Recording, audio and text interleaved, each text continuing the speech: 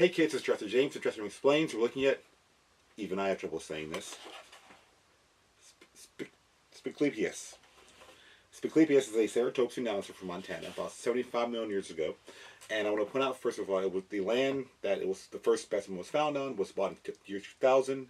The landowner and a veteran paleontologist were scouting for about 5 years. They found the specimen we know. There's only one known to science. And it wasn't really written until the Canadian Museum of Nature bought it in 2015. A formal paper was written, so here we are, a toy in 2026. And so the name Spiclypeus is, and so you're probably wondering what's with the globe, with geography, but what's also with this? So the name Spiclypeus actually means spiked shield. Now you're saying, why does this matter? Because, first of all, there's a lot of ceratopsians being discovered, and how do you tell them apart? Go with the Roman idea. So in my current job, there are down periods, and I have rediscovered my creativity side, at least in this area. And so my wife found out, and so she bought me a lot of chopsticks and craft sticks, and I made this Roman trireme. Before you count, there are less paddles, oars than there should be. Should be way more, but I was tired. And so the idea is that when I come home, I do these things to relax. And so a coworker of mine, when I showed her pictures of this, she's like, you should just make a YouTube channel where you're just making these things and talking about it. And I was like, sure. I have all the time in the world. And so the whole point of it, yeah, so it's essentially a trireme, a Roman ship. What's really fun about it is that little tip on the end right there, this part right here, they use that to ram into their enemies. Now, the whole point of bringing that in, other than the shameless plug, is that I wanted to point out that the frill on the back of the skull, this animal, large rectangle with spikes. Spiclypeus means spiked shield. I will now show you a Roman shield, the ones that are more famous with the big rectangular shape. It's like the same kind of thing, but you add spikes, and there's the name. Has this much time ever been given to a name? No, but I wanted to show that to you. Now, first of all, to point out, it's they only have one specimen known, and it makes noise. And now there's an official, says there's Jurassic James. Why are they official? Because they're fancy.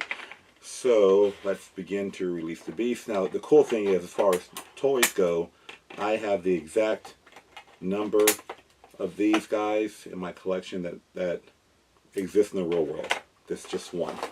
They're, I believe, PNSO. Other companies may have made a model of it by now, but I have this one. Here we are. The tail is always broken off for packaging reasons. It's back in there. So the most unfun part of opening these toys is this part here. Oh, that was not as painful. Okay, so we're going to put the scissors back because safety.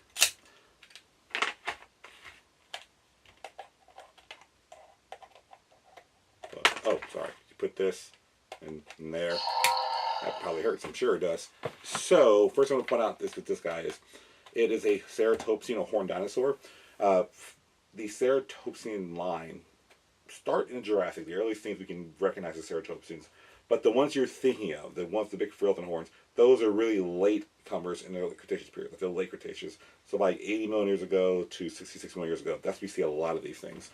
In North America, and a few in Asia. But the ones in Asia aren't known for the big frills. I mentioned in a previous video, he's over there somewhere. The point is, I personally like the toys that make noises. I don't know. This is a thing with me. So the first thing to point out is that they have pretty good parts of the skull. And so the first assumption is, well, it's a horned dinosaur. The heads are all different, but the bodies are the same. The reason the horned dinosaurs have similar bodies is because that system seems to work. And what I mean by that is, if you look at this guy here, and we look at our Pentaceratops, and we look at our Triceratops, and these are all Jurassic World examples, and Pechy, Rhinoceros, and the Pseudoceratops, it's almost like a gazelle. You know, the antelope in Africa, they kind of have the same body plan, but that is very much a general thing. I mean, the number of vertebrae in the neck, the back, those things can vary. Some of the bones and hip structure are different, but superficially to the public, it looks very similar. So in the same way that gazelles today have different kind of horn structures, these guys too. You say, what's the point of that? Well, the assumption of the horns is to attack predators or defend from predators. And it is a weird thing where we as humans look at all other animals and go, they're constantly fighting. They're constantly at each other's throat. And I think part of this in a modern pop culture is that when we watch documentaries, we see the animals fighting and running and hunting. But I must deplore you to understand that behind the scenes, they may have filmed for 3 or 4 hours of nothing happening. And then the cheetah gets up and runs at something. And they film that and then they put that in documentary and there's music playing and it's very dramatic.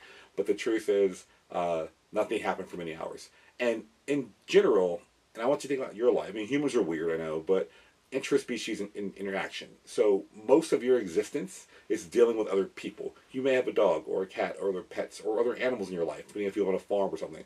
But in general, your most focus is other human beings. You are not dressing a certain way to impress your cat. And if you are, I'm sorry to hear that. But the idea is, I kid you, who love cats too much, don't want to get rid of any viewers. So the idea here is these structures are most likely to tell other members of their own species who I am, what's going on. So and again, these guys are not contemporaries, they're just relatives, right? And there's two main branches of the horned dinosaurs. I've been over this before. They're the chasmosaurines, which are these guys, the longer frills, bigger brow horns. The centroceratops, or centrosaurines, are these guys who have more structure in the back and usually have lesser facial horns. There's exceptions to both these rules here and there. And so Spiclypeus falls in the chasmosaurine line. So that's how it's defined. And again, when I say defined, literally, a paleontologist in our team looked at all the bones we had and compared them to all the bones of other animals in this family group and time period. So they say, it's not like I feel it's this group. No, they look at every bone and goes, it has more in match with this than this. And so, let's see. And the example I'll give you, a dog, a cat, and a wolf. So if you have a wolf skeleton, you have a cat skeleton, and you find a dog skeleton. You look at each bones, they usually should match the dog to the wolf more than the cat. They're all mammals, they're all carnivora, but there's a difference in those groupings. So one thing to point out that the individual specimen, that was really cool, is that there was some pathology. Now, pathology, studying pathogens, diseases, and things. Fun story about Jurassic James. When I was a young boy in college, I remember I met a very nice young lady, and she goes, "What do you want to do? What is your degree?" And I said, "I love paleontology." And she got really excited, and I was like, "Cool." But then it turns out she thought I said pathology, which means doctor, which means money. And I'm like, no. Paleontology, which means digging in the dirt and working multiple jobs. So the idea here is that pathology of this animal, there are holes in the frill right along here. And those holes, I mean, I'd imagine a paleontologist in the past, like maybe it's a T-Rex or something. Actually, this guy lived 75 million years ago, so it was before T-Rex. But there were tyrannosaurs. That's a fun thing. It was found in mudstone. And the environment in Montana where we found this animal is not brimming with dinosaur bones. Where you can go to Canada and in the same rock layer in Dinosaur National Park, the park there, lots of dinosaurs are found there. And so it's one of those things, my example to you is when I'm driving in the hill country, you'll see a spot where there's like oyster fossil shells, and you'll drive 5 feet and there's nothing but limestone, and you drive 5 more feet and there's more oyster shells. What's going on is that there's different communities. And you're also looking at for fossils, there's preservation, there's conditions. So this animal was found alone from what they can tell, and most likely the herd was moving, it died. More on that later, put a pin in that. And then they moved on, and that was left behind. It doesn't mean it's not her living in a herd. It just means the individual died and was left behind, right? So on that same note, the hole roughly matched one of the orbital or brow horns of its own species. So it most likely could have been an interspecies fight, and a horn punctured right there, and there was kind of like disease or lesions in that. What's even more disturbing, on the same left-hand side, was the humerus, the upper arm bone. It's not very funny. The bottom of it was very, very... not spongy, but it was clearly very sick. The bone was very, very weakened. And so that means this animal was very sick. And the reconstruction of the story would be that there's a herd, this animal had maybe had a fight, and we don't know if it was male or female. I mean, we assume in many animals, not scientists, we as humans, there's 2 males fighting for mates. In some species, the females fight for mates, not dinosaurs, other living things. And so, regardless of anything, this animal was injured here and had some kind of disease even with its upper humerus, a lower humerus, the lower part, by the elbow, that area. And so this animal, based on the paper, would have been very painful, and it would have been hard to walk on. And so most likely this animal was left behind by the herd, basically, and then died and fossilized. And so that's something to think about when we're looking at fossils. We look at the first part of finding a fossil is exciting, but you're forgetting too that this animal had died, and so and there's information on that about how it died, not just there's bone structures that it has that the other ones don't have, obviously, right? Because this is its own pathology, and so that's something kind of fun to think about because I mean not fun for it, but fun for the animal because we're so obsessed with like the big pretty bone for the museum, but that story is really important on this animal's understanding and something that you probably I know of times in history where people were digging for fossils and those were not what they would have considered ugly bones and just kind of like let's get something else, and now we're like no, police tape everything, forensics, look at the that's a big deal for me. And there are casts of it. The Black Institute, Pete Larson's people, they actually made casts of the skulls. You can see other museums, but the cool thing again is, and before I get to the other parts, is that even though there's no other really dinosaurs found where it's found, we know, given a time frame, not know, we speculate, given a time frame, that it's a horned dinosaur, therefore there are some kind of tyrannosaurids in the area, maybe Tarbosaur, not Tarbosaurus, that's Asia, maybe a Spiclypeus or Gorgosaurus, or Albertosaurus, something, one of those kind of guys, or something new. There would have been duckbill, some type in the area, there would have been flying pterosaurs, there would have been some kind of raptor-like animal, or ornithomimids, the little ostrich dinosaurs. Those are the things that live with ceratopsians. So, again, it could be a weird site where you find more fossils in 20 years, and they're just totally different things, but that's what we normally find with these guys. And so that's what makes this dinosaur so cool, in my opinion, among others. Now, one thing to point out, too, the toy has 4 fingers and 4 toes. That's something to be understood. We don't normally find toe bones for dinosaurs, or at least larger herbivores. Toe bones are small. Predators can eat them. They get washed away when the animal's fossilizing, rivers and flooding. Remember, to be a fossil, you have to die first, do a quick burial, low energy environment, so you won't be re-exposed, no oxygen, and then be very lucky. Most things don't become fossils, right? And so toe bones are hard to find.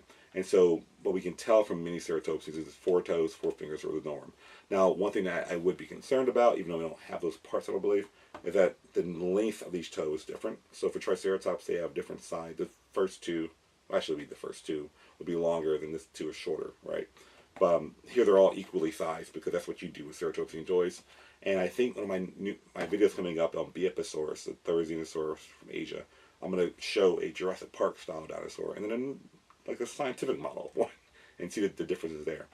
The feathers on the back here are based on, well, one, the distant great uncle of the ceratopsians, Psittacosaurus from Asia, has quill-like feathers on the back of its tail. There's a Triceratops in Houston Museum of Natural Science that has essentially there's quill-like structures in the scales on the skin they find. And so you're going to see that idea over and over again in many of the toys. This is the first Jurassic World one I've seen it on, actually. I've seen it on other like scientific models like PNSO, all those guys. But anyway, so this is this guy in a nutshell. Oh, you're probably saying, well, are the colors real? And the answer is we don't know. Colors don't fossilize very well outside of feathers. And there were no feathers found with this. Very little of the animal was found, mainly the skull. But the idea is that it's one of the things where museums will gather a specimen and keep them, and they're not trying to hide it from the public because we have this displays to look at for you. But the reason they're kept in a basement or off-site or etc. is because in 10 years, 20 years, 100 years, someone can go back and go, oh, these bones we found in for us today, 2026 or 2015 or 2000 whatever, in 2075, they can go, we now understand this thing. And the importance of this is many museums do have that. Now that we have this genus, we can look at those other skeletons and go, well, what is this? And see if it compares. And often in case you'll find a specimen where they'll find the skeleton and they have like this blueprint, this example basically. You go to a museum collection and go, oh, they actually have more of this genus in other museums. They just had it in the we don't know pile. And I can assure you that every museum, and well, this research museum, and every collection, even my own collections, I have, not dinosaurs, but rocks and minerals, I don't know pile. There's things that like, I can't quite figure out what this is. And until I get better data, this is going to sit here, I'm going to appreciate it, and I'm going to look at it. And then someday, and that happens a lot actually for me personally, that I will literally, 5 years later, look at some specimen and go, oh, wait, this is this mineral. I don't know why I didn't see that for the last 10 years. Anyway, so with that being said, thank you for subscribing. If you're still watching this, my goodness, the pity alone. But no, the joke is that if you have questions, comments, please say so. Also, if you were someone you know would be interested in watching me make boats like this, I really just, I mean, it's really fun to have this. It's made of popsicle sticks essentially, and felt and string, and hot glue and chopsticks, which are all easily cheap to get. And then the little figures are from like Amazon or whatever. And so, with that being said, thank you for tuning. Oh, the globe. Yes. I was like, I forgot something. That's what it was. We're looking at the Earth today. And so, basically, what's going on is that you're like, wait a minute, how can this guy be found in this like coastal mudstone in Montana? Because Montana's way up here. Well, the Gulf went all the way in. The interior seaway cut it in half. This is 75 million years ago in North America. So that ocean, that Gulf comes all the way in. Like this along here. There's two, instead of being North America, there's Laramidia and Appalachia, and the Gulf goes between the two. So that's why this guy's at a coastal place. That's why many of the digs I go to, well, these ones are Cretaceous digs, late Cretaceous digs, are in coastal areas of Montana and Wyoming because the coast was all the way up there. Now it's at Galveston or Corpus Christi in Texas, but they took all the way up there. Now, that being said, we can officially say goodbye and thank you. Subscribe, follow, share, all the things that you do on social media nowadays. Thank you very much, and I'll see you guys later.